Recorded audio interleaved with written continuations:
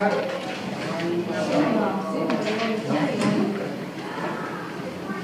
to see you all people. Welcome to, this is the second module of our program. So yung first module, tinulungan tayo ng basic theology about our faith. Ito natin nalaman ay pagmamahal ng Diyos sa atin, di ba? Kung paano tayo, ang Panginoon ay creates, how He creates, how He saves and sustains. Tapos ganoon din, doon din natin alaman paano tayo, paano yung binigay sa atin ng Panginoon upang makapalit tayo sa Kanya through repentance, with faith. So in module 2, dito po tatalakayin natin yung mga Christian ideas, yung authentic Christian living. Kung paano namubuhay talaga dapat ng isang Christian. So, sisimulan siya sa top 4. Ang pangalan ko is Christian Ideals, Loving God, and His Word. So, sino po ba sa atin yung in love ngayon? In love? Ano po? Yung service team, sino po sa inyo yung in love ngayon? Ako! Every day! Every day we are in love. Alam ko mga kalit ko na kung ano eh. Kung hindi in love, diba? Kasi dapat tayo in love kasi lahat tayo may mga, diba, may mga kabiyak na eh. So, makilala ko po muna ang aking pamilya. So, sino po Batang-bata to. Pasilip-silip. Tim de Guzman. So, wala pa po kaming anak. Si Tita Ellen. So, we are, ilang taon na nga tayong married? Hindi niya alam mo ba? 11 years. Sa civil. So, kung church wed, 8 years. So, 8 years po. 8 years Hindi na. niya alam mo. Hindi, 7 na. 7 na. Iba yun natin ka 7 Kamay ng bilang. 7 years. So, yeah. Si Tita Ellen, ito po. So, ang naging pamilya na po namin, so far, is yung ating mga kapatid ko sa community. Kasi po, since kami kinasal ni Tita Ellen, dinala ko na siya rito. So, 2013 kami kinasal sa civil, tapos 2014, nag-CLP kami dito. So, pag dala ko sa kanya dito, direct yung CLP. So, parang lumalabas, maraming pagsasama, nagsimula talaga sa CFC, sa Apostles for Christ. So, kaya kahit po kami wala pang supling, hindi pa po kami nabiyaya ng Panginoon, yung aming pong sa voice masaya. So, hindi po kami nakakaramdam ng pagkukulang o ano. Kasi po, namulat kami sa pagmamahal ng Diyos. Sa atin. So, yun po, nilalaan po namin aming oras sa community, sa pagsuserve sa Panginoon. At ito po, isa po sa aming naging vision na Nikita Ellen, sabi natin ng vision, is yung aming Sabado, nilalaan namin kay Imam Mary. So, nagdadala po kami sa mga bahay-bahay na image po ni Imam Mary. Parang sa ating po yung Black Rosary. Di ba po? Yung magdadala sa bahay, after a week, dito sa kabilang bahay. So, gano'n po din ang ginagawa namin. So, alam namin, delikado, pero yung pananampalataya sa Panginoon at yung kagustuhan namin na maidala si Mama Mary sa bawat tahan. No? Most especially, may mga bahay kami na pupunta, nakakagulat, hindi sila marunong talaga mag-rosary. Malalaman mo eh. Kasi sila mag-lead. Alam nila yung yung dasal, pero yung pagkakasunod-sunod yun. So, yun, magandang po yun na bilang Catholic, nare-refresh, na natutulungan po namin sila. So, yun po aking pagkagiyak. So, meron po tayong, sa palimula, meron po tayong counting activity. Ang pangalan niya is, what would a Christian be? So, may papakita po ako sa inyo na mga picture. So, tatanungin ko po kayo kung ano po yung gagawin nyo. Kung sakaling ma-encounter nyo yung nasa picture na yun. So, unang picture, ito po. What would you do kung makakita ko ng ganyan? Yan ang mission. Yan. Yan. Bibigyan. So, picture siya na namamalimos. Di ba po, marami tayo na-encounter ganyan dito. Yung mga ganyan. So, ako po minsan, hindi, bago nung guilty ako dyan na, hindi ko yan na pinapansin. Hindi ko pinapansin. Kasi, madami na eh. So, nagbigay. Ika hindi ko naman, pero pag lumalayo na sila, nakakonsensya ako.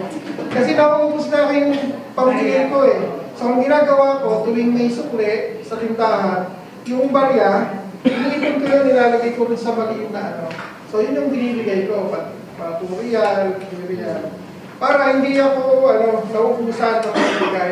Kahit maliliit na, maabutan sila. Kasi pagka sila, parang nakakonsensya rin. Di ba po, nakakonsensya siya. Lalo yung mga ganyan na may daladalang bata. Parang tingin ko dyan yung si Mama Mary. Yun ang mga ko sa kanila. So, yun po, at least, through Christian, syempre, yung puso mo, nasa kapwa mo, di ba? Kumbaga, sa atin, marami kasi sa atin ganyan. So, kasi sa atin, hindi natin may iwasan yung mga sindikato dito na. Di ba? Yung mga sindikato. So, yung na, parang i-judge mo agad siya na baka kasama to sa sindikato. No? Pero siguro sa ganun, bilang Kristiyano, anihin mo na lang for the benefit of the doubt na lang. Anihin mo na lang, di ba? Palay mo naman, hindi. Kasi yung 50-50 yun eh. Maaaring mo o maaaring hindi. But ibigyan mo na lang. Di ba po? Yun na lang ang magandang doon. Kahit magkano lang naman. Yun po. Ito po. What for the first? Tito J. Prayover. Diba? So, may sakit siya. So, isa po sa utos sa atin bilang Kristiyano, isa po sa corporal works of mercy is yung visiting the sick. So, kung meron po tayo hindi na kumag-anak, kapitbahay niyo po, sa Pilipinas na kayo. So, nalaman niyo may sakit, confine, o kaya kahit sa bahay lang nila, bisitahin po natin. So, maliit na bagay, pero napakalaking bagay sa Panginoon. Kasi pagpapakita yun ng pagmamahal sa Kanya. Namin ang yung kapitbahay. At, mas malaki yung weight mo kung yung pinupuntahan mo is medyo nakasamaan mo ng loob. Diba? Pero parang hirap. Diba po? Dadalawin mo siya, pero magkagalit kayo.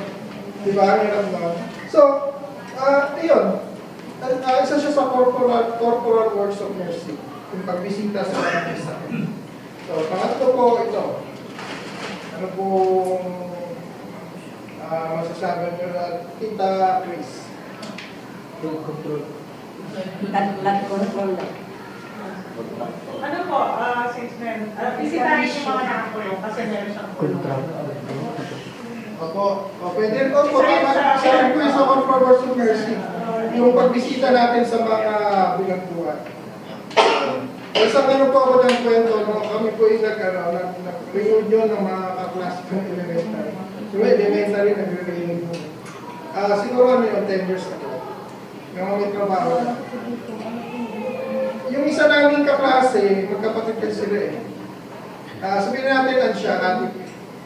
O, siya. Sabi niya, nandun nakatulog.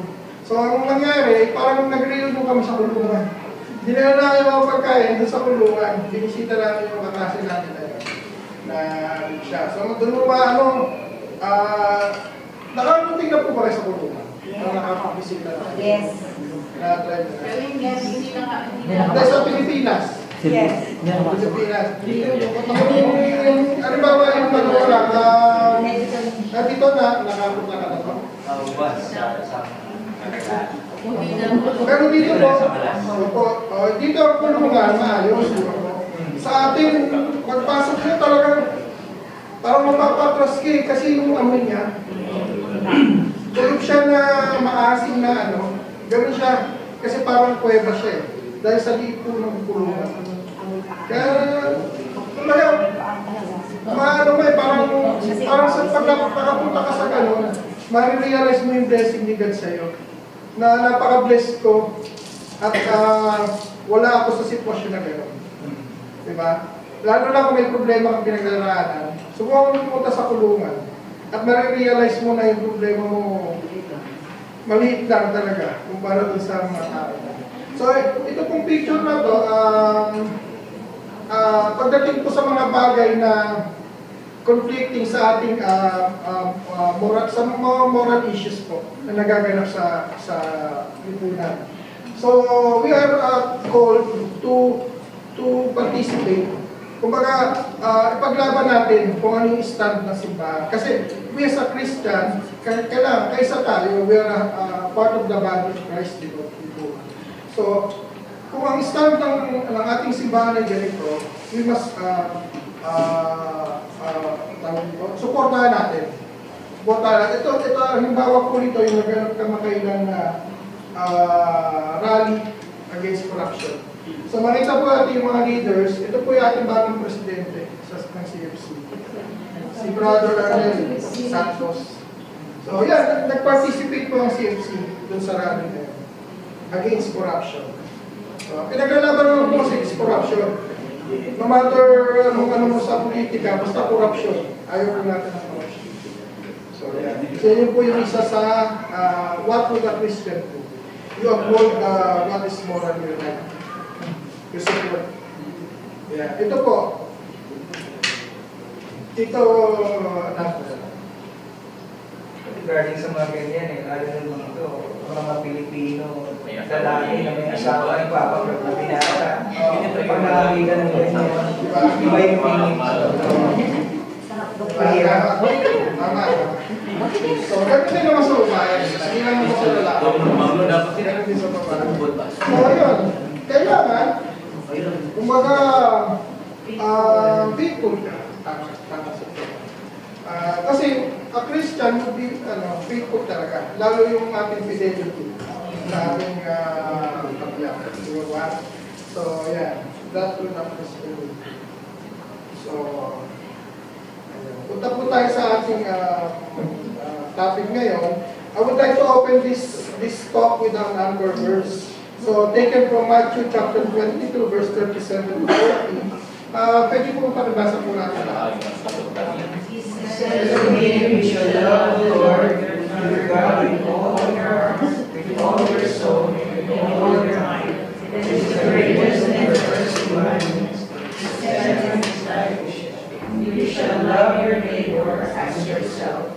The whole law and the prophets depends on these two commandments. So yung ating po pag-usapan ay iikot po dito sa scripture na ito. So, yan po, tandaan po natin, no? You shall love the Lord with all your heart, soul, mind, and strength. So, may strength po yan. So this is the greatest commandment and the first. So, umpisahan po natin ito sa first na yan. So, loving God and loving your neighbor is inseparable. It's an inseparable core of the Christian life. Hindi mo pwede sabihin na mahal mo yung kapwa mo, pero hindi ka nagmamahal sa Diyos. Paano mo magagawa yun? Diba? Ibig sabihin yung pagmamahal mo sa kapwa mo, superficial. Kumbaga, dahil na may nakakita. Diba? Mga ganun po. Hindi mo rin pwede sabihin na mahal mo ang Panginoon kung hindi ka nagmamahal sa kapwa mo. Diba po? Kasi, yun. Kasi alam naman natin, ang bawat isa sa atin is nilikha kawanas ng Panginoon. So, kung mahal mo ang Panginoon, dapat mahalin mo din yung kapwa. So, hindi sila pwedeng paghiwalayin. Hindi mo sila pwedeng paghiwalayin. Katulad po natin na pinag-isa sa kinasal sa simbahan, hindi yan pwedeng paghiwalayin. But we are inseparable sa ating pag-isa.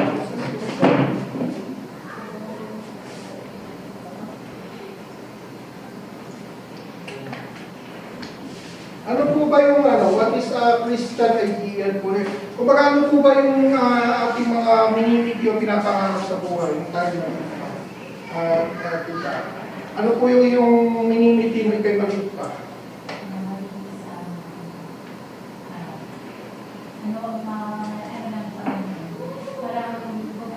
Hindi lang ikan ay isa na hindi lang kayo. Tita Lay, ano po yung parang pangarap mo dati? May Pangarap about Christian life or pangarap Sa buhay po, minimiti mo na. Akong pangarap din nun is makatapos ng pag-aaral, maging successful sa life, and gusto ko maging noon, gusto ko maging hula. Oo, ganda ng mga nandito. Si Tito, Ako po, during young days ko, kasi hindi naman kami mayaman sa amin na may kaya sa buhay. My father is a regular worker sa contractor. And yung nanay ko po is housewife na. So, panganay kasi ako, ramdam ko yung hirap ng magulang. During that time, naisip ko na sa akin, may provide ng father ko yung future ko ng matapos sa pag-aaral. Which is hindi nangyari. Kasi at age of 46, maaga siya wala. Nag-aaral ako ng college noon. Panganay ako, may dalawang school championship. Lahat po daw pangarap ko. So, anong nangyari? Nagabot ako. 21 na sa abroad na. Naiwan yung dalawang kapatid ko. Sabi ko sa sarili ko, hindi man ako makatapos, pero pipilitin ko makatapos. So, by the help of God, sa pagsasakripisyon, nakatapos. Nakatapos. Praise God po. At least po na ano nyo po yung minimiti. Si Tito Rosel, ano po yung inyong pangarap dati mo sa buhay? Pangarap.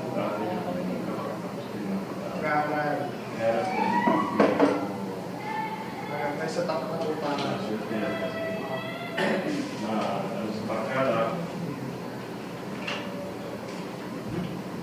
Tapos yun na saka kailangan ko sa Panginoon na yung hindi ginagawa sa buhay ko. Pilit ko na Maganda po yung naging. Kumbaga, ang Panginoon naman kasi, kung meron tayong mga biyaya, parang sa tingin natin kulang, yung hindi natin na-achieve. Ano yan eh, ang Panginoon napakatalino, siya nakakalam ng natin. Maaring, ano yan, you are destined for that. Pero yung experience na yan, maaaring yun yung magiging kasangkapan niya para mapabuti yung ibang tao. Ganun siya. Kumbaga, hindi ka naman nag-fail. Kasi sa pamamagitan mo, naging matagumpay ang ibang tao. So, yun po yung pinakamagandang na-achieve ko. Doon sa natin kabiguan na hindi naman talaga total sa biguan. So, usually po ang tao, hindi po sa katulad ng Genelio, makapagtapos ng pag-aaral, magkaroon ng pamilya, after ng pamilya, susunod, bahay, o kotse, o ano mga ari-arian, and so on and so forth. So, hindi siya natatapos di ba? Magkaroon ka ng isang bagay, darating yung iba mo pang gusto. So, patong-patong siya, hindi siya natatapos. Pero, tinuturuan tayo na kailangan nalagigin po natin yung ating purpose kung bakit tayo nabuhay, kung bakit ka nilalang ng Panginoon. Di ba po? Nilalang ka lang ba ng Panginoon sa mundo para ma-achieve yung ganito. Di ba po? So, ito walang masama. Walang masama. Kasi, ano mo ito kumbaga personal, personal mo na achievement bilang tao. Pero, meron siyang higher purpose. Ang mga tao may higher purpose kung bakit nila lang ang Panginoon. Hindi naman lang ang Panginoon ng para ka lang magkaroon ng mga material na worldly things. So, you have a higher purpose. So, yun yung pag-uusapan natin ngayon. So, first, kailangan daw po, ang pinaka-mataas nating mininiki talaga dapat sa buhay is yung mahalin kung paano natin mamahalin ang tao. Loving God should be our highest ideal as a Christian. Ano bang estado natin ngayon sa buhay? Natupad na ba natin ang pangarap natin o hindi pa natin natupad? O nandun pa lang tayo sa process ng pagtutupad? Dapat laging nasa isip natin yan. Na dapat na ating gagawin is nagpapakita ng pagmamahal sa Diyos. Araw-araw naman pwede yan natin gawin Kahit tayo naghahanap buhay, kahit tayo nagtatrabaho, kahit kinukuha natin yung ating unity sa buhay, pwede natin siyang gawin. Pwede natin siya ipakita sa Panginoon.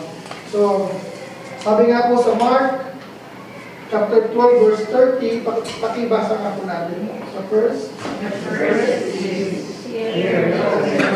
The Lord our God is Lord alone. You shall love the Lord your God with all your heart, with all your soul, with all your mind, and with all your strength. From Mark, chapter 12, verse 30. So, yung kanina is from Matthew. So, ito lang from kay Apostle Mark. So, lahat po ng gospel nagkakaisa na ito yung greatest commandment ng Panginoon. So, isa-isa po natin. So, with all your heart. So, bakit nga ba with all your heart? So, loving God with all your heart. So, bakit hindi niya inuna yung mind? Hindi niya inuna yung soul? Di ba po? So, ang sabi ko, kasi ang puso is the seat of intelligence and decision. So, this is a Bible definition of heart. So, alam naman natin, medical definition ng heart, ano po ba yung medical definition? Ano po yung puso? Sa ating pong mga nagtatrabaho sa medical field. So, yung puso, yung nagpapump ng dugo. So, ibig sabihin, source of life na isang tao. Kapag tumigil ang tibok ng puso, hindi, tigil ka na rin. Tigil ka na rin. So, pero biblically, we define heart as the seat of intelligence and decision. So, in layman's term, mind and will. So, yung ating mga iniisip at nagiging decision sa buhay, nanggagaling sa atin kung ano nilalaman natin puso. Ay, mayroong pag-aaral po recently na yung ating puso is nakaka-influensya sa ating mga desisyon. Di ba, alam naman natin, pinanggagalingan na ating mga kaalaman, mga desisyon sa buhay sa utak. Di ba po? Sa utak nanggagaling siya eh. Yung cognitive natin. Function. So, may pag-aaral na yung puso pala at yung utak nagkakaroon ng communication sa pamagitan ng heartbeat. So, may sinesend ng ating puso kung tayo na papasok sa isang sitwasyon, may sinesend ng ating puso, depende sa bilis at sa intensity, na yun ang nagpa-process at nakakarating sa ating utak. Yun ang nagiging decision natin kung anong gagawin natin base doon sa sitwasyon. Halimbawa, natatakot ka. Tulad ngayon, panahon ngayon natatakutan. Dahil, so, bumibilis yung tibok ng puso mo. Yung pagbilis ng tibok ng puso mo is dahil natatakot ka. So, nagsisend siya daw sa utak na matakot ka. So, isang reaction ng katawan mo is yung balahibo mo ng bumibig. So, nanggagaling sa utak na magkaroon ka ng goosebumps. So, yun. Isa sa pag-aaral. So, kaya nga sabi, ang heart is the symbol of who the person is. Makikilala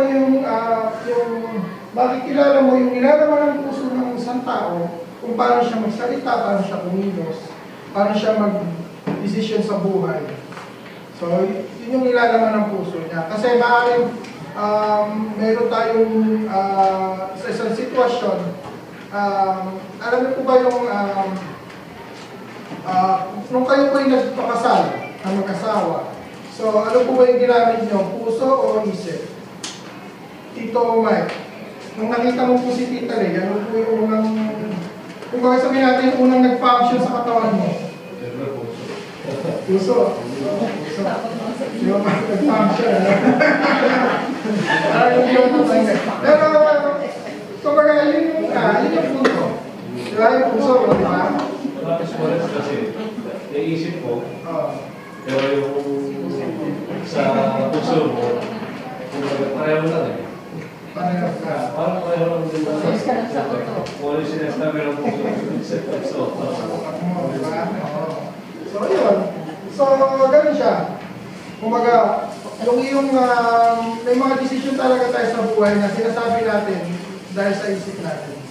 Pero, ang totoo isip talaga yung nilalaman ng puso natin. Yung pagpunta natin dito, di ba po? Dahil gusto natin makapagtrabaho, katulad ko sila Tita, gusto nila magkasama si Tita Chris. Gusto niya tayo makasama si Tita Rosel. Diba po? So, yun yung ginalaman ng puso nila dalawa. Na gusto na magkasama dito. So, yun po, nakikita yung pagkatao ko ng isang tao sa pamagitan ng yung kumbaga yung puso niya is yung nagdidikta sa isang tao. So, eto, sabi nga po sa Proverbs, chapter 27, verse 19, a face mirrors face in water, so the heart reflects the person. So, yan yung isa sa mga verses sa Bible. So, nakikita mo yung mukha ng isang tao sa salamin, at the same time, yung puso din is nag-reflect sa dun sa katawan ng isang tao. So, Proverbs chapter 4, verse 23 naman, kailangan daw po is with all vigilance, guard our heart, for in it are the sources of life. So, dapat pinoprotektahan din natin yung ating puso. Diba po? Yung mga nakaka-influensya sa atin, kailangan protektahan natin po. Kasi kung ano yung nilalaman ng puso mo, yun ang gagawin mo.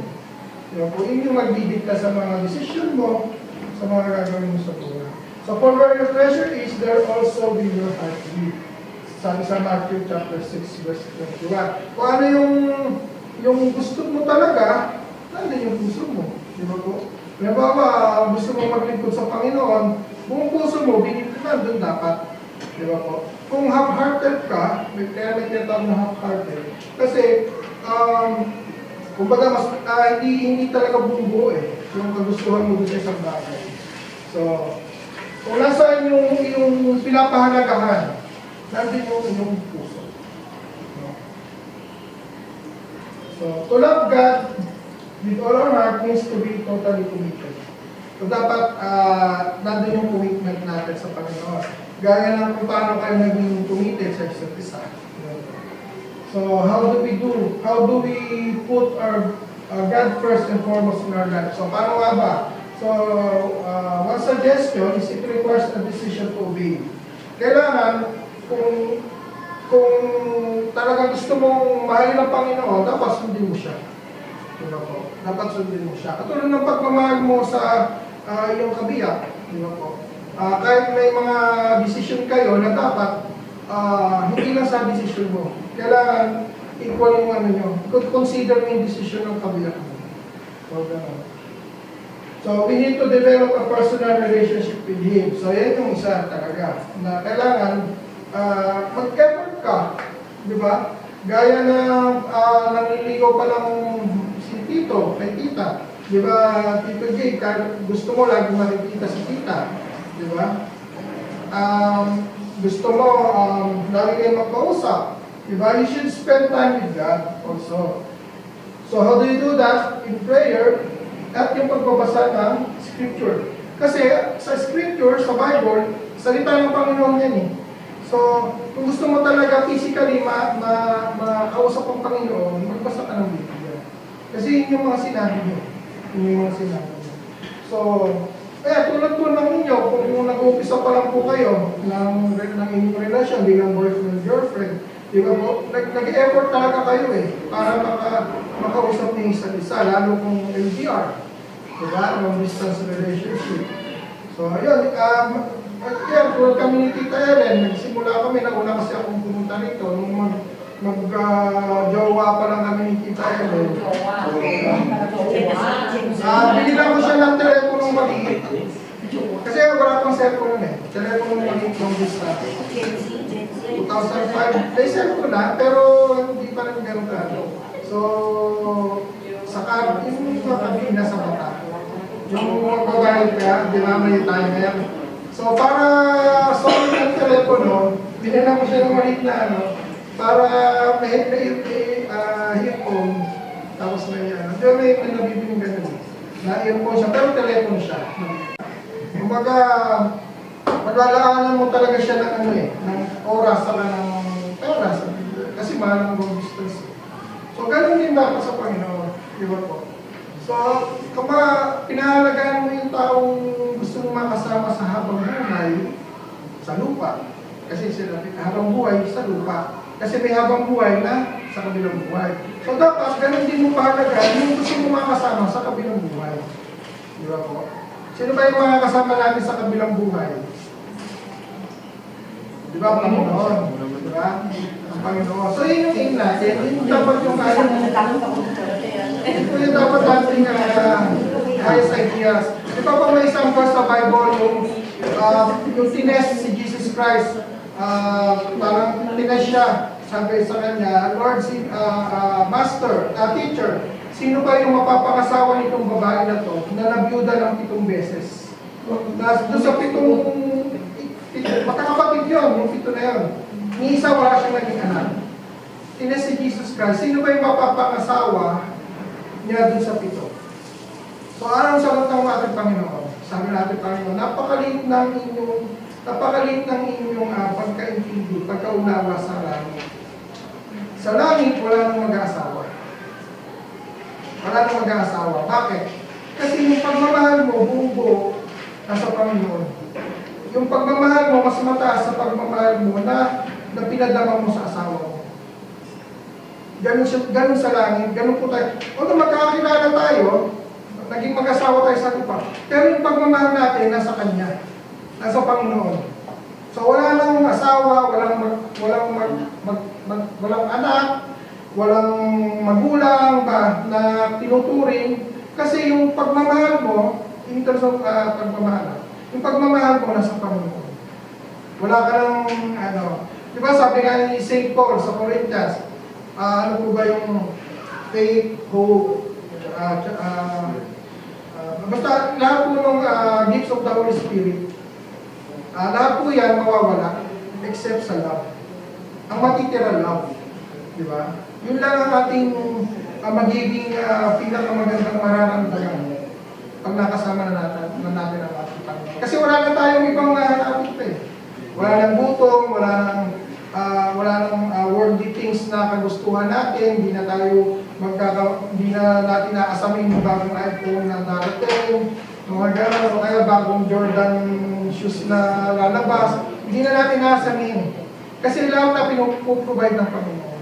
Kaya yung pagmamahal ng Panginoon nandun. So, yun. So, kaya dapat, kung paano mo pinigyan ng oras at ng pagmamahal ang napangasawa mo sa lupa, dapat ganun din yung bigyan ng oras at pagmamahal. Yung makakasama mo na pang-eternity. Diba po? Kasi ilang taon lang po ba tayo mapubuhay sa lupa? 60, 70. So yung pala 80. Diba po? Yung mga 90 siguro, ilan lang yan eh. So ang average life na lang nga ng tao po ngayon is 55. 55 na lang yung average life. So, ipiro mo ang ito mo dun. Kung taon na yun, kumpara mo dun sa eternal na. So, kailangan, bigyan din po natin ang lubos na pagmamahal natin. Kasi siya yung ini-aim natin na makasama. So, loving God with all our minds, mind and soul. So, keeping our mind, we should keep our mind clean and holy. So, dapat daw free from evil and impure thoughts. So, one example, from Matthew chapter 5, verse 28, but I say to you, everyone who looks at a woman with lust has already committed adultery with her in his heart. No? Yun lang pala kung pagtingin natin sa isang babae, sa lalaki. Sa babae na may pagnanasa. Nagkakasalan na tayo ng adultery. Sabi na po. Yun lang nakikita natin sa social media, may nagdaan na babae na kahubad o ano man. At may naisip tayo na hindi maganda doon. Nagkakasalan mo po tayo. Kaya dapat, yun nga sabi kanina, guard your heart. Guard mo yung puso. So, yun yung mga impure thoughts na dapat tinatanggal natin. So, free from uncharitable thoughts. Yung mga bagay na, halimbawa sa Matthew chapter 7, why do you notice the splinter in your brother's eye but do not perceive the wooden beam in your own eye? No? Bakit mo nga naman ba pinupuna yung kubing sa mata ng kapwa mo pero hindi mo nakikita yung troso na nasa mata mo? Diba po? So So, yun yung mga thoughts na ano eh. Kumbaga, nag-judge ka na ng kapwa mo base doon sa nakikita mo. Hindi mo naman siya naiintindihan. Bakit gano'n? Na yung pala, mas worth ka pala. Kaysa sa iba. So, free from suspicion. That is strange relationships, no? Sa atin pong mag-asawa, sino po ba yung madalas magsuspetsa? Si tito o si tito? Si Mrs. Si Mrs. Tita, tita, may Tamang, mami na tayo. Mami na tayo. Tayo yun. So, madalas magsuspetsa, eh yun, sabi na, Mrs. Kasi yun nga, parang ganyan talaga ang babae. No? Tama hingala. Hindi naman. Tama hingala. Kasi po, sa totoo, mas protective talaga ang babae. Mas protective ang babae. Sa isang So, kailangan, isitaw po natin ang ating isip sa ganyan. So, sabi sa pro, free from suspicion. Kasi yun yung nagiging palapit eh, para totally magtiwala ka sa Panginoon. Di ba po? Kasi, halimbawa, kung pinagdadasal ka, pero duda ka eh. Duda ka na magiging totoo yung pinagdadasal. May mga ganun eh. Kung bakit yung ating full trust sa Panginoon wala, kaya yung dasal mo, Lord, nagpupahala, nagpupahala. Pero pag talikod, nakaroon mo, hindi makatulog, may problema, parang hindi siya nagdasal. So, and free from worries, yun. Knowing that God will take care of us. So, dapat, pag tinas mo na sa Panginoon, yun na yun. Yun na yun. Huwag ka na mag-worry. Kumbaga, tanggalin mo na sa isip mo yung pagdududa na yung pinagdasal mo hindi nakarating sa Kanya.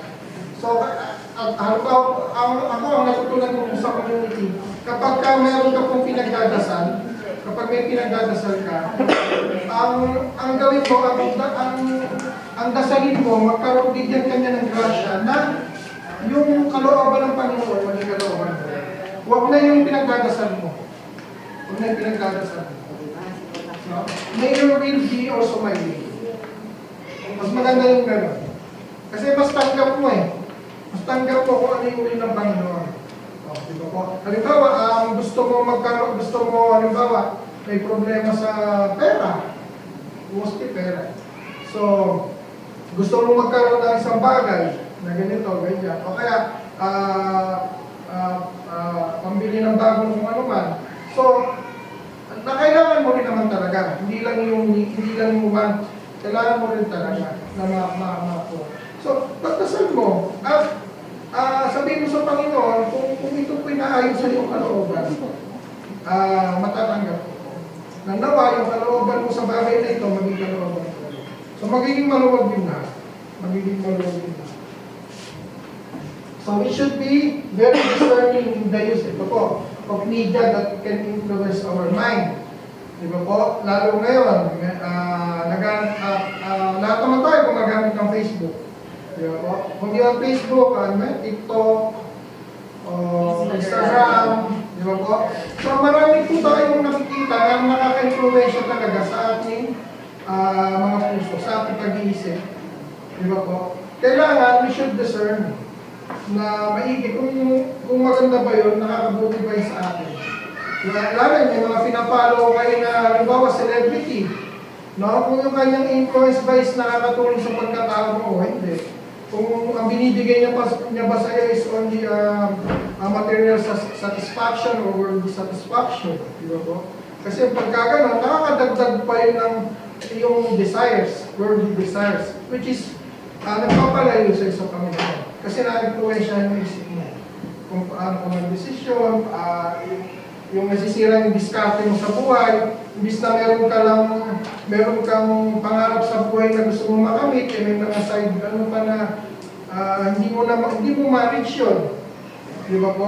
Halimbawa, yung mga gastusin, na-influensya ka na maganda tong bagay na to, bibilin ko to. Pero yung aking aim na mas importante, nawawala. Halimbawa, pagbayad sa tuition sa bata. Di ba po?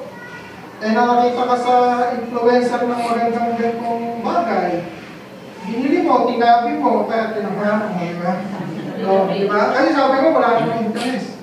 Di ba po? Monthly naman. Pero, nagastos mo yung para dun sa isa eh, sa mas importanteng bagay.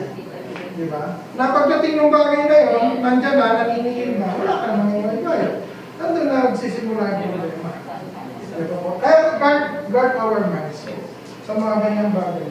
So what we need, watch and listen to, or we hope, can help us become better Christians, spouses, parents, co-workers, and so on. So, mag-ano na lang po tayo siguro ng mga bagay na inspiring. Inspiring, di ba? Kung kung may mga bagay, kung may mga influencer na worldly things, meron din naman mga influencer na spiritual ang ibigay.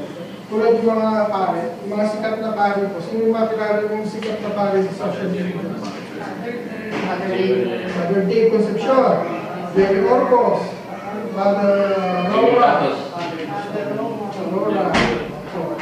So yun po, sila po nakakapagdagdag ng spiritual na sa atin. Nakakapagdagdag po sa atin. Nakaka-inspire sila. So we can love with all our soul by being at the disposal of God. Or His purpose and by thinking of ways to serve God. No? So kailangan nandun tayo sa disposition na lagi tayo handa na ibigay yung ating sarili sa Panginoon. So gaya po ng service team ngayon na, ayan, Biyernes, katulad po ninyo, araw ng pahinga. Pero mas pinili po nila na mag-serve. Pinili po nila na nandito sa gawain ng Panginoon. No?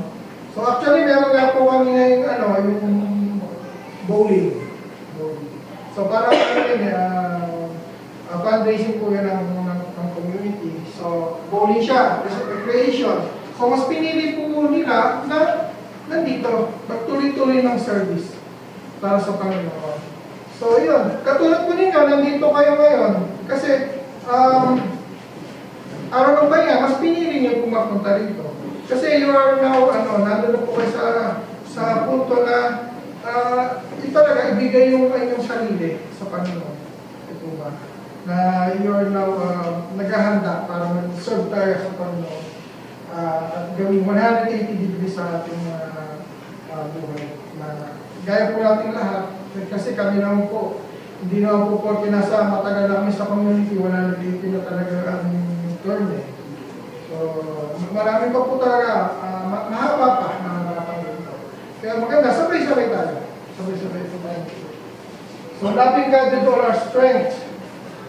So, loving God with all our strength means giving God our time, talent, and treasure to glorify God. Gaya nga po na sinabi ko sa kanina. So, paglalaan ng oras at talento at treasure sa ating Panginoon. So, we do not own our time. We merely manage it. So, tama po, di ba? Sino po ba sa atin yung makapagdaragdag kahit isang segundo ng buhay, ng kanyang buhay? Di ba, wala naman. Kahit 1 second na dagdag, hindi natin magagawa yun. Kahit magtrabaho ka pa ng 24 hours a day, hindi mo magagawang dagdagan ng isang segundo yung buhay, baka mamabawasan ka. Di ba po? So, ganoon. So, kasi ang ating pagkatao, ang ating buhay, pinahiram lang ng Panginoon sa atin. So, we should manage it correctly. We should manage it correctly. So, we must seek God's direction in how we can spend it generously for His purpose. Kasi yun yung aim ni God. Kaya niya tayo pinili. So, yun yung aim niya. For His purpose. Kaya tayo nandito. So, like doing Christian service. Yung nga, yung kanilang mga picture, visiting the sick, serving the parish. No? Kung sino po sa atin yung magandang boses, pwede po kayo mag-choir at kumanta sa mga misa. O kaya yung pagbabasa po ng readings, yung mga lectors, pwede po nyo gawin. Pwede po kayo sumali. So, marami pa po. Kita Hungry, nagagawa po yan sa community. Sa pamagitan po ng mga contributions tulad ng ating angkop. Yung angkop po, yun yung ating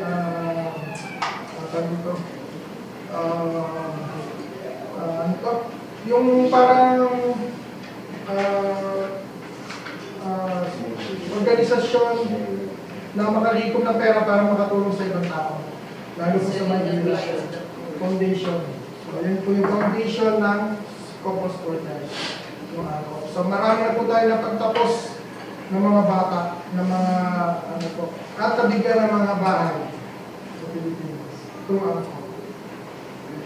So, yung pagbibigay po ng strength sa Panginoon, mailalarawan siya dun sa parable of the talents. Ano yung parable of the talents? Yung kung saan po may, from Matthew chapter 25, meron daw pong tatlong katiwala o employee ng isang mayaman noong panahon ni Jesus Christ. So, umalis yung mayaman at iniwan niya yung isa, iniwanan niya ng 5 talents. Yung talents po, kung ano siya, pera. Kumbaga, kung sa panahon ngayon, 1 talent is equivalent to 20 years of salary. Ganyan kalaki yung pera na 1 talent.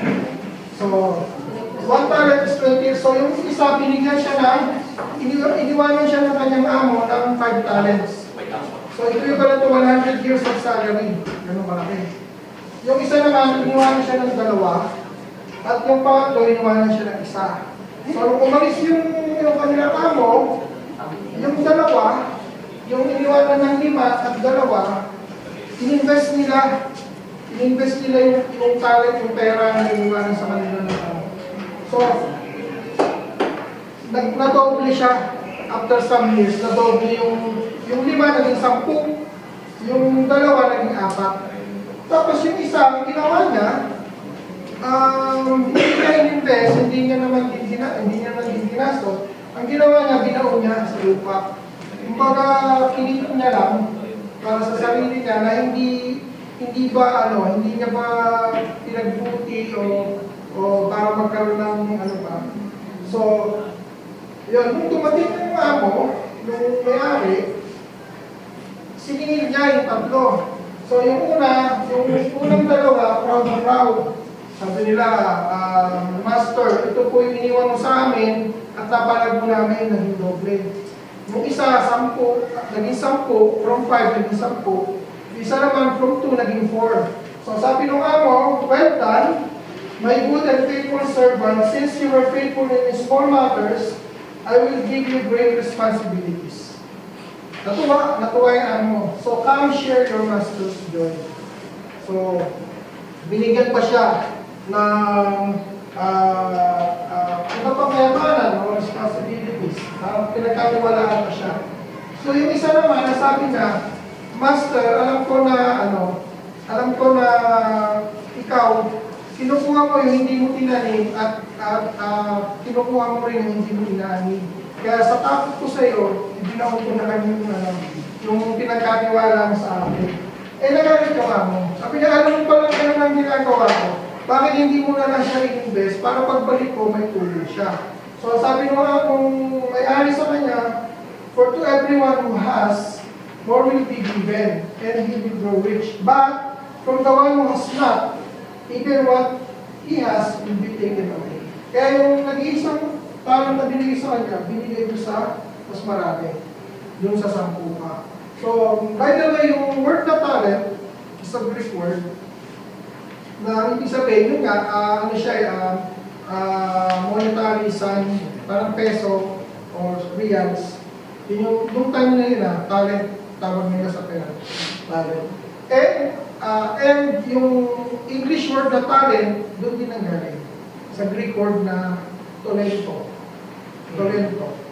So, yung English word na talent, doon din nanggaling.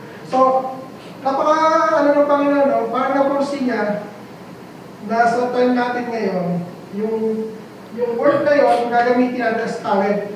Kumbaga, we can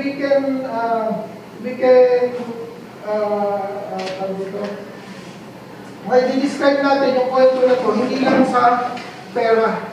Kumbaga, talento rin. Di ba may binibigay sa bawat isa sa atin ng Panginoon na talento? Di ba po? na dapat pinag-iibig natin, pinalalago natin. Hindi lang natin kinikip. Dapat ginagamit natin para umunlad. No? Hindi lang yung pagkatao natin, pero yung para din sa ibang tao. Para umunlad din sa ibang tao. Yung pagkatao na, yung buhay na ibang tao. Through that talent na pinagkalaw sa atin ng Panginoon. So, yun yung kwento ng parable of the talents. So, God asks for our treasure, wealth, and possession, not because He needs them. Hindi naman kailangan ng Panginoon yun eh. Diba? Yung pagbibigay sa, sa misa, diba? Sa Pilipinas, yung ating pagbibigay ng abuloy, diba po, pag may umiikot na basket, diba? Na offering. So usually, ang ginagawa natin, yung wallet, yung pinakamaliit na denomination, usually yung bububuti natin. Diba po? Diba, may nakita tayong 500, 100, 10 pesos. So usually, 10 pesos yung binibigyan natin ganyan. Diba po? So, sabi nga, hindi naman kailangan nyo pa. Kasi ang tinitingnan niya, yung paano mo bibitawan yung material na bagay na yun. Kasi kanya naman yung galing eh. Kung paano mo pinahalagaan. Diba sabi nga kanina ng ating verse, yung puso mo nandun sa pinahalagaan mo. Your heart is where your treasure is. Diba? So yun yung gusto makita ng Panginoon. Ayun na. For where your treasure is, there also will your heart. So yun yung sinasabi ko doon. So God asks for treasure, wealth, and possession not because He needs them, but to look into the disposition of our hearts. So God asks us to return to Him what is His, so that we might pour out even more blessings. Para sino po yung naniniwala na the more you give, the more you receive. Diba?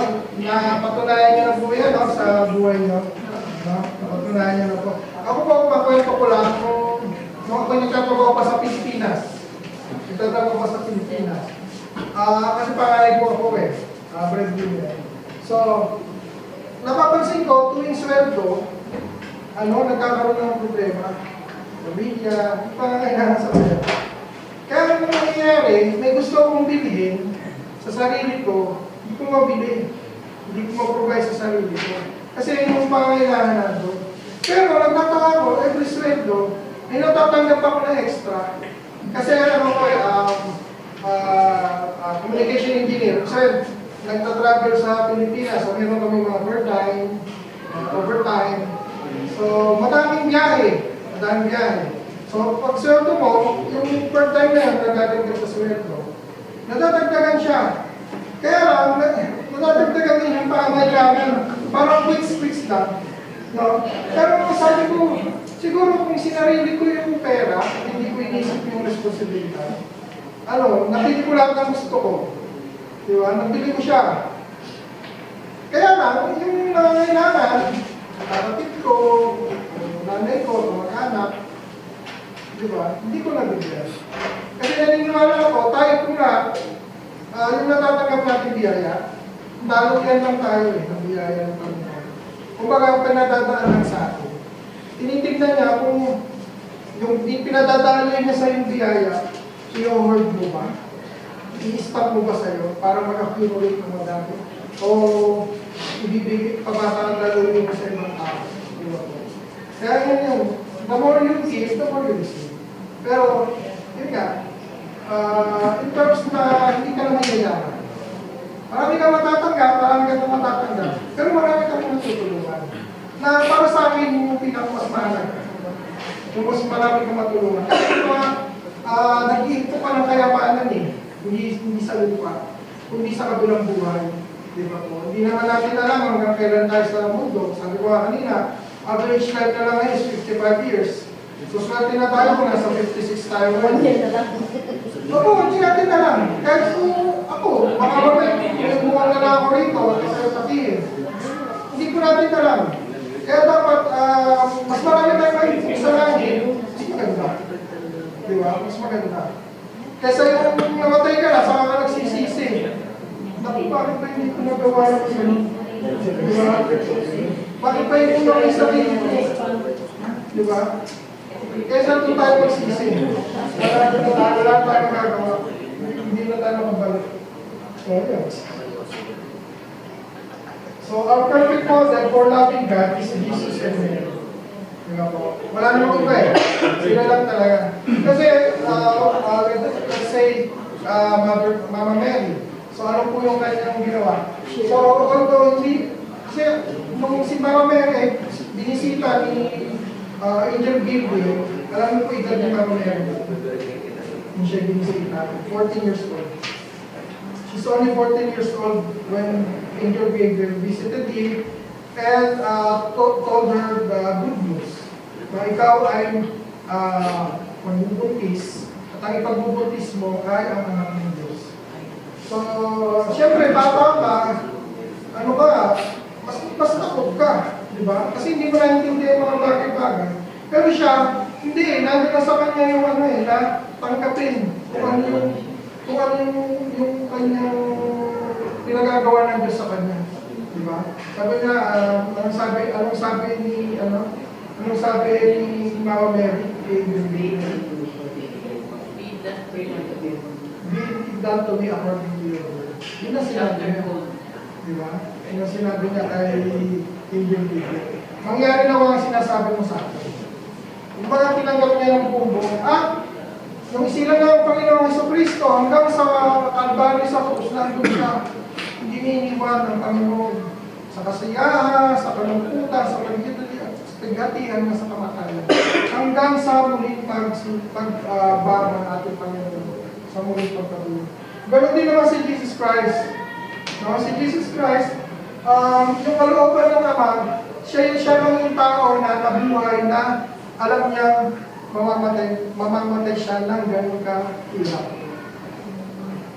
Alam niya, nang dadanasin niya yun.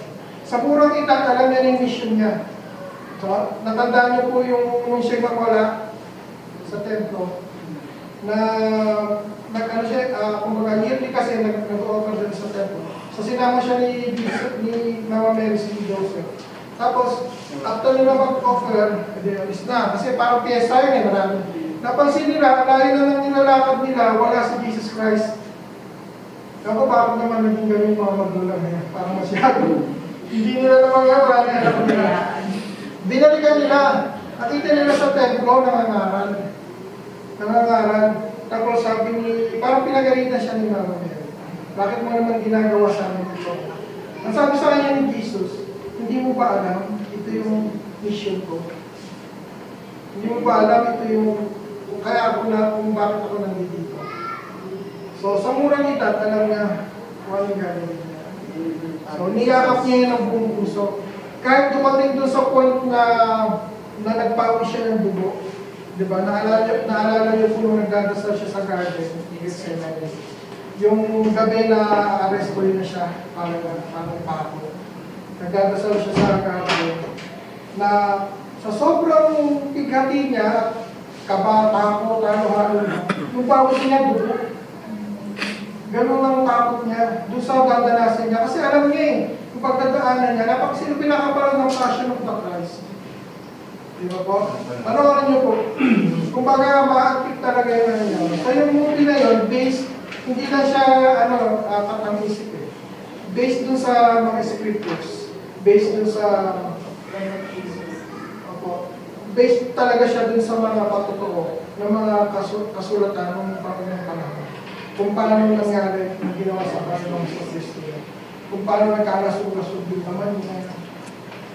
Basta nakakalago yung pelikula. So, ganun kalaki yung pagmamahal na ating Panginoon kay God. So, yun. Tapos na po tayo sa loving God. So, loving our neighbor as ourselves. So, sino po ba yung hindi nagmamahal sa sarili natin? Hindi mo, ba sabi nga, hindi ka naman makakapagbigay kung wala ka. Kung hindi mo pa ang sarili mo, paano mo mamahal yung kapwa? Kasi yung sabi ng Panginoon, kung ang pamantayan mo lang sa pagmamahal sa sarili mo is ito lang, so yun lang din yung pamantayan mo ng pagmamahal sa kapwa mo. Diba po? So, kaya lang, syempre, dapat natin yung ating kaisipan na huwag maging sentro yung ating sarili. Kasi may mga ganun na sobrang pagmamahal sa sarili, nakakalimutan na yung responsibilidad sa kapwa. Nakakalimutan na yung pagmamahal sa kapwa. So, loving our neighbor as ourselves. So, ito yung kaninang verse. So, in second part, hinihilight lang siya, you shall love your neighbor as yourself. The whole law and the prophets depend on these two commandments. So, you love God and love your neighbor. So, yun. Kung dumating si Jesus Christ, ilan po ba yung commandments na sa Old Testament na naalala natin? 10. Diba po? 10 commandments siya. Pero ang totoo po, ang ibinaba ng Panginoon kay Moses is total of 613 laws and commandments. Yung 10 lang yung pinaka-high. Pero 613 po lahat yun ng mga laws and commandments na utos ng Panginoon. 613. Nung dumating si Jesus Christ, yung 613, ginawa na niya yung dalawa. Diba? Ginawa na niya yung dalawa. Kasi, nakadepende naman talaga yung lahat ng yun dito sa kaisipan na to na love your neighbor. Kasi kung mahal mo yung kapwa mo, hindi mo gagawin yung lahat na sinasabi doon sa 613. Nandun yung wag kang mangalunya, di ba? Nandun yung wag mo kasamin yung pag-aani ng iba, wag kang papatay. So lahat yung pagmamahal sa kapwa di ba? Kung mahal mo kapwa mo, hindi mo yung gagawin. Sabi niya dito, di ba? Mahalin mo ang iyong kapwa katulad ng pagmamahal mo sa sarili mo. Pero mayroon din siyang sinabi sa John chapter 13, sabi niya, you should love as I love you. I give you a new commandment, love one another as I have loved you. So you also should love one another. So yun nga lang mabigat na yung mahalin mo ang kapwa mo katulad ng pagmamahal mo sa sarili mo. Pero ito, mas mabigat. Mahalin mo yung kapwa mo katulad ng pagmamahal sa ng Diyos. Kung paano kami namahal ng Diyos. Kasi minsan maintindihan natin yung mga tao yung pinagdadaanan. Di ba po? Na parang sa laki ng problema nila, parang ano nila na hindi sila ng Panginoon. Kaya naapektuhan yung relasyon nila sa kapwa, lalo sa mag-asawa. No?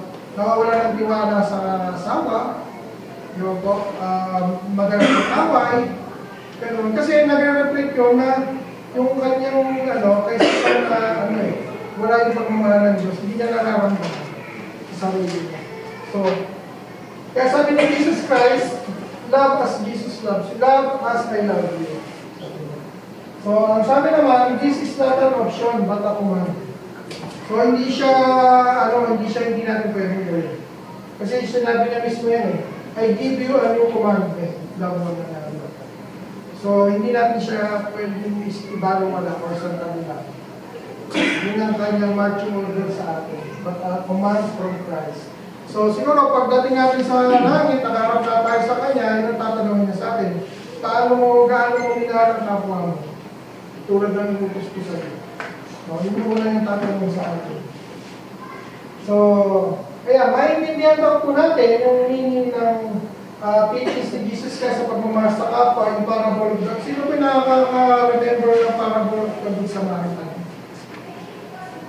Yung parang binugbog siya na may tumulong sa Samaritano. So, ayun, nasa review lang po. So, yung kwento na yun po, nagsimula, kasi gustong itrap si Jesus Christ laging ganun yung mga, Pharisee. Laging siyang gustong, yung inegate yung kanyang mga sinasabi. Laging nilang gusto siyang i-block ba? Yung blockahin. So sabi ng isang tao doon, Teacher, what must I do to inherit eternal life? Yun yung tanong. So sabi niya, what is written in the law? Ano ba yung nakasulat sa batas? Sabi nung lawyer yun Sabi nung lawyer na yun, nag-quote siya sa Deuteronomy, sa Leviticus nag-quote yung lawyer na yan. Sabi niya, therefore you should love the Lord your God with your whole heart, your whole being, and your whole strength. And also, take no revenge and cherish no grudge against your own people. You shall love your neighbor as yourself. Amen. So yun yung kausap ni Jesus Christ. Sabi naman ng Jesus Christ, you have answered correctly. Do this and you will live. So, yung pala naman, yung two greatest commandment na yun, nandun na sa Old Testament. Sa dami ng batas na kailangan nilang ikabisado, 630, hindi nila napapansin, nandun na siya. Nandun na siya. Kaya di ba ano sabi ng Panginoon, pumarito ako, hindi para pawalang kabuluhan yung mga naunang batas. Pumarito ako upang bigyan sila ng panibagong buhay, upang patotohanan sila. Kasi nandun na pala sa Old Testament yun.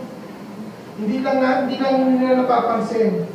No? Nasa Deuteronomy yung una, tapos yung ikalawa nasa Leviticus. So, tapos, gusto pa rin siyang siluin nung kausap niya, yung abogado na yon. Sabi niya, sino naman yung neighbor ko? Sabi nga, sino naman yung neighbor ko? So, sabi ni Jesus Christ, so nagkwento siya, kumbaga, meron daw isang Hebrew na manlalakbay, na binugbog at hinuldak at sinaktan. So, iniwan siya na sugatan, nakahandog sa isang kalsada at tinanggal lahat ng kanyang kagyarihan. So, yung ano na yun, biktima na yun, may dumaan na 3 tao. So, sino yung unang dumaan? Pari siya, na Jew. So, pagkaan niya, ay hindi yan sa amin. Hindi, kumbaga sa atin, hindi yan miyembro na ang parish. Kaya tutulungan. So, pangalawang dumaan, Levite. Yung Levite, kung sa parang natin, para silang mga deacons. Yung mga nag-a-assist sa pare. So, pagdaan niya, ay hindi ko yan kilala. Hindi yan sa taga sa amin. So, hindi niya rin tinulungan. So, may tumana sa Samaritano. Yung mga Samaritano, isang background na. Yung Samaritans, may pitch siyang kalaban ng mga Jew, ng mga Hebrew, yung time na yun. Pero sila hindi pagkakaunawan. Although yung Samaritans are also Jew. Pero they treat the Samaritans as half-breed. Kasi nung time nung mamatay si King Solomon, yung kaharian ng mga Jew is nahati sa dalawa. So, north is the kingdom of Israel, south is kingdom of Judea. So, yung mga Samaritans nasa north, kingdom of Israel. So, nung masakop ang north ng mga Assyrians are pagans. Mga hindi sila naniniwala sa Diyos. Mga pagano, may mga Diyos ng langit, Diyos ng buwan, Diyos ng ano, yung mga pagans. So, sinakop nila yung northern kingdom. So, lahat ng mga Jew, nagtatasan kung saan nagpunta. Isa sa mga natira is yung mga Samaritans. Isa sa mga natira. So, sa pagdaan ng panahon, nag-intermarried na yung mga Samaritans sa mga mananako. So, sabihin na natin, ano sila, half Jew, half pagans. Kasi may mga ginagawa silang kultura na Jew at pagans din. So, half-breed kumbaga.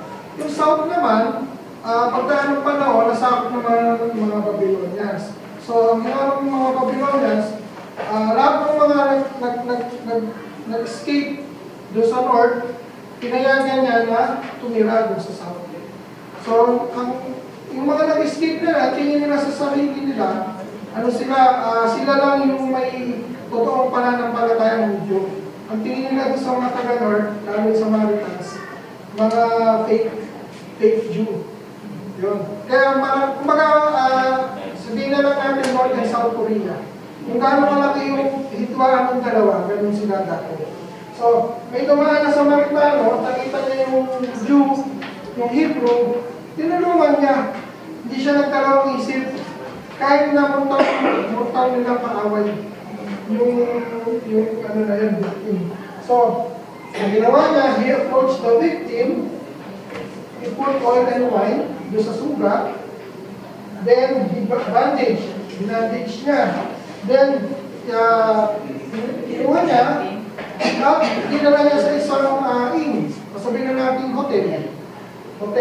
Tapos, sinabihan niya yung mayari, alagaan ka, pagalingin, kung may kulang pa na magagastos ka, sabihin mo sa akin, babayaran ko.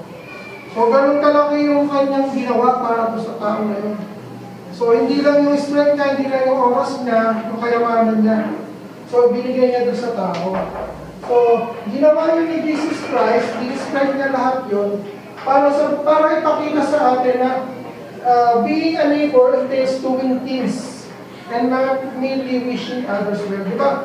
Malimit, pag mayroong nangihingi sa atin ng prayer na may sakit, di ba po, may sakit. Pag-pray mo naman ako na may sakit ako eh. Pinatulog, pag-pray mo ako. So, pag-pray natin yung may sakit. Pero hanggang doon lang. Hanggang doon lang yung ginagawa natin. Pinag-pray natin. After that, wala na tayong ginagawa. No? Pero ang gusto sabihin dito ni Jesus Christ is gumawa ka. After mo ipag-pray, tanawin mo siya. Kamustahin mo. Tanawin mo ano ba yung magagawa ko para sa'yo. No? Ako ano ba? Laanan mo ng oras. Kung nandito tayo sa Saudi Arabia, wala tayong malalapit na kamag-anak. Ang magtutulong lang sa atin, kung may community tayo, gaya ng community na ito, ng CFC, at tutulungan, di ba? May mga malimit sa community, may mga sakit na katito, tita, na nag-iisa. So, tinutulungan ng community, pinupuntahan, tita, kailangan mo na mag-service sa'yo, pupunta ng hospital. So, nandun yung ating pagbibigay ng serbisyo, pagbibigay ng oras, at ng concern. Hindi lang yung prayer lang na mag-ano ka na lang yun. Pag-pray mo siya, mag-post ka sa social media, pray na gumaling ka, ganyan. Pero kulang siya eh. Kumbaga nakukulangan doon ang Panginoon. Nakukulangan. Kailangan ibigay natin yung ating sarili. Yung ating sarili para sa kapwa. Yung tinutulong ni Jesus Christ dito sa parable na ito. Kaya sabi niya, Jesus took pains describing in great detail, napaka-detalyado kung paano tinulungan ng Samaritan yung biktima.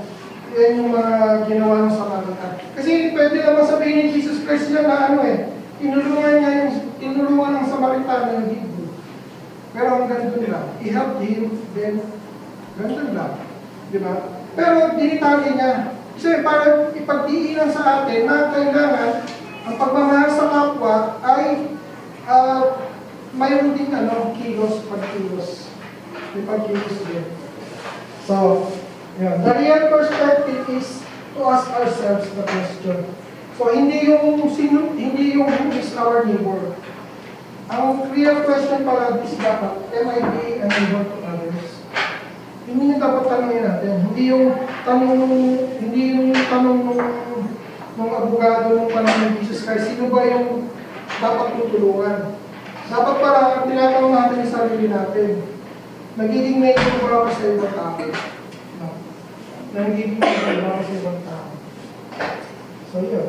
So, ito, share ko lang po sa inyo from Matthew chapter 25. Ako na lang kayo magbasa. Then the king will say to those on his right, come, you